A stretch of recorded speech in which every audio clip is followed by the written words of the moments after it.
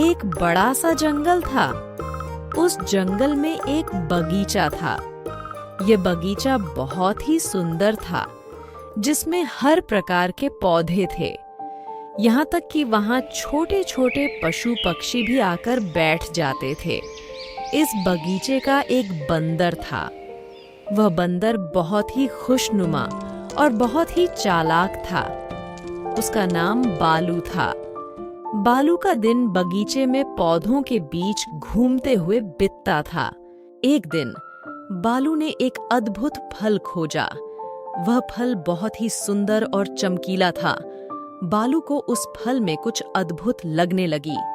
बालू ने उस फल को तोड़ने का फैसला किया, लेकिन जैसे ही उसने फल को छुआ, उसमें ध्वनि आई, मुझे छोड़ो, मुझे छोड़ो। यह ध्वनि सुनकर बालू चौंक गया।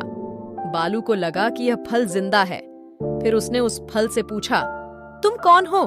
मैं एक वरदान हूँ। मुझे तुम जैसे किसी भी धरतीवासी के द्वारा छूने पर मेरा वरदान खत्म हो जाएगा।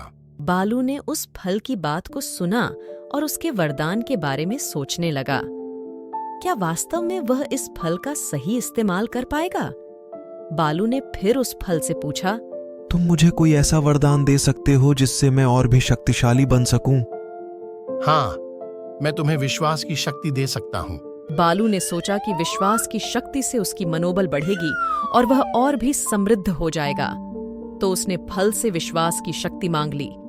फिर बालू ने अपनी नई शक्ति का प्रयोग करते हुए बगीचे में कई मुश्किल समस्याओं का सामना किया। उसने अपने विश्वास की शक्ति से हर मुश्किल को पार किया। एक दिन बगीचे में एक जहरीली सांप आ गया। वह सांप बगीचे के प्रत्येक पशु पक्षी को डरा रहा था। बालू को भी उस सांप का सामना करना पड़ा, लेकिन बालू ने हार नहीं मानी। उसने अपने विश्वास की शक्ति को धारण किया और सांप के साथ युद्ध किया। बालू की विश्वास की शक्ति ने उसे सांप को पराजित कर दिया। बालू ने सांप को बगीचे से बाहर निकाल दिया और बगीचे को फिर से सुरक्षित बना दिया। उसका विश्वास उसे सफलता की ओर ले गया। बालू ने समझा कि विश्वास की शक्ति ही वह अद्भुत वरदान था जो उसे सफल बनाया। उसने फल को धन्यवाद कहा और उसकी मदद के लिए शुक्रिया अदा किया। बालू की कहानी ने बगीचे के सभी प्राणियों को प्रेरित किया। उन्होंने समझा कि विश्वास और साहस से किसी भी मुश्किल का सामना किया जा सकता है। इस तरह बालू ने बगीचे को सुरक्षित रखने में अपनी विश्वास की शक्ति का प्रयोग किया और एक महान कहानी का सफल नायक बनाया।